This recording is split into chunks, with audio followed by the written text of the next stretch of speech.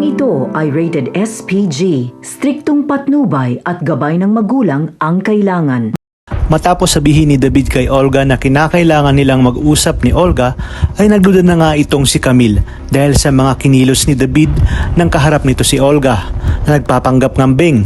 Nakakapanibago kasi kay Camille dahil bagong pasok lang si Aling Beng sa kanilang pamilya ay tila matagal na umanong magkakilala ang dalawa. Hindi naman alam ni David nang siya ay naliligo ay tinawagan pala siya ng kanyang papang si Ramon, kung saan nakuha ni Camille ang number ni Ramon upang kahit papaano umano ay may kontak siya sakaling magkaroon ng emergency at biglaan siyang manganak.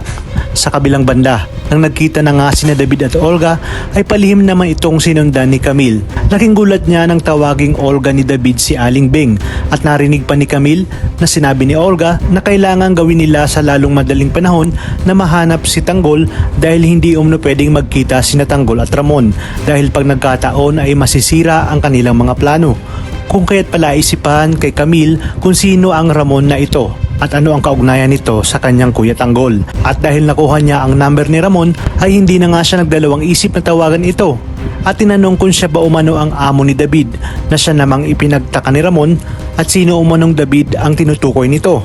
Dito nga inilahad ni Camille na si David ang kanyang asawa na nagtatrabaho umano sa bentahan ng sasakyan. Naging interesado naman si Ramon lalo pat David ang huling pangalan na binanggit ni Severino bago nga ito mabawian ng buhay.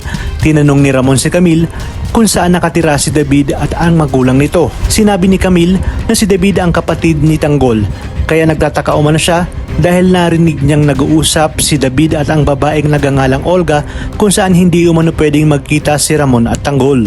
Dagdag pa nga ni Camille na David di magiba ang pangalan ng kanyang asawa, kaya naman mas lalong tumindi ang hinala ni Ramon na hindi niya talaga anak si David at nagpapanggap lang ito at kasabwat ang hilaw niyang kapatid na si Olga.